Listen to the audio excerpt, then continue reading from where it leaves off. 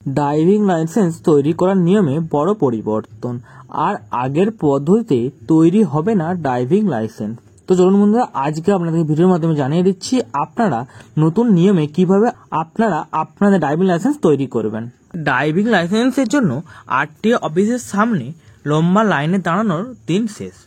1 June থেকে বদলে যেতে চলেছে ড্রাইভিং লাইসেন্স সংক্রান্ত নিয়মগুলি। ড্রাইভিং লাইসেন্স পাওয়ার জন্য সমগ্র ভারতকে সাধারণ জনগণকে একটি দীর্ঘমেয়াদী প্রক্রিয়া অনুসরণ করতে হয়। ফলে বহু ক্ষেত্রে ড্রাইভিং লাইসেন্স সংক্রান্ত বিষয়গুলিকে নিয়ে দুর্নীতি ঘটে। আর এই দুর্নীতি দূর করার জন্য ড্রাইভিং লাইসেন্স ইস্যু করানোর প্রক্রিয়াতে আনা হলো বড় বদল। আর আজকে এই ভিডিওটি দেখলে ড্রাইভিং লাইসেন্সের নয়া নিয়মগুলির সম্পর্কে জানতে পারবেন।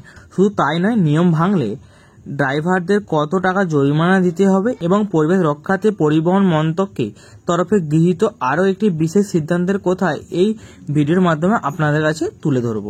ড্রাইভিং লাইসেন্সের নয়া নিয়ম। পরিবহন মন্ত্রকের তরফে ড্রাইভিং লাইসেন্স সংক্রান্ত যে নতুন নিয়ম কার্যকর করা হয়েছে তাতে বলা হয়েছে যে আগামী 1 জুন 2024 তারিখ থেকে আরটিও অফিসের সামনে পরিবর্তিত ব্যক্তিগত ড্রাইভিং স্কুলগুলিতে ড্রাইভিং টেস্ট দিতে পারবেন সাধারণ নাগরিকরা।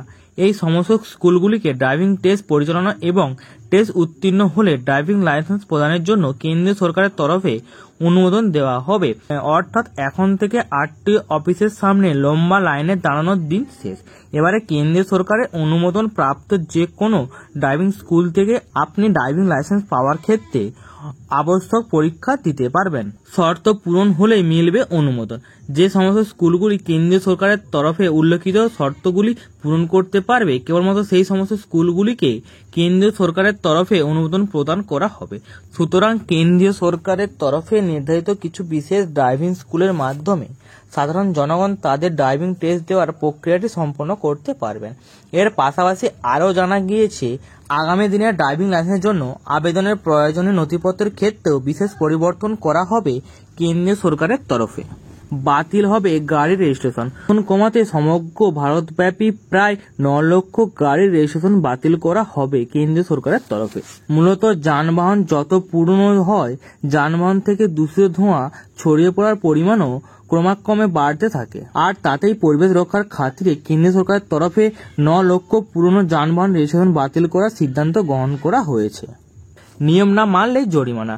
পরিবহন মন্ত্রকের বেঁধে দেওয়া গণ্ডির বাইরে অতি দ্রুত গাড়ি চালালে 1000 টাকা থেকে 2000 টাকা পর্যন্ত জরিমানা করা হবে। এক্ষেত্রে আরও উল্লেখ করা হয়েছে যে কোনো নাবালককে যদি গাড়ি চালানোর সময় ধরা হয় তাহলে 25,000 টাকা জরিমানা করা হবে। এখানে শেষ নয়, এক্ষেত্রে গাড়িটি যে ব্যক্তির নামে রেজিস্টার রয়েছে সেই ব্যক্তির রেজিস্ট্রেশন ক্যান্সেল করা হবে এবং নাবালকটি 25 বছর বয়স পর্যন্ত ড্রাইভিং লাইসেন্সের জন্য আবেদন করতে পারবেন না। তো বন্ধুরা, এই ছিল আজকের আপডেট। ভিডিওটি যদি ভালো লাগে ভিডিওতে একটু লাইক করে দেবেন।